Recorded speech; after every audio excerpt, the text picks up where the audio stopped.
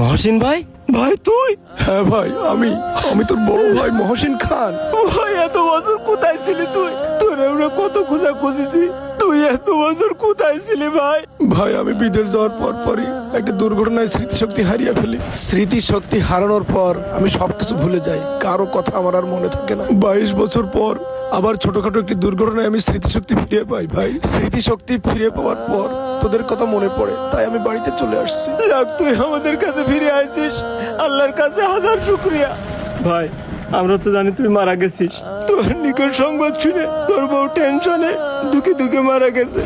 এই ওর মা মারা যাওয়ার পরের থেকে তোর দুটো সন্তান আমি কোলে পিটি করে এত বড় করে মানুষ করছি। আমি ওদের মা বাবার কোনো প্রকার কষ্ট বুঝতে দিইনি।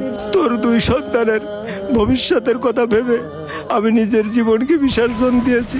ওদেরকে মানুষ করতে গিয়ে আমি আমার নিজের বিয়ে করার কথা পর্যন্ত ভুলে গেছি, এখনো পর্যন্ত বিয়ে করিনি। কি বলিস ভাই, তুই আজও বিয়ে করিসনি?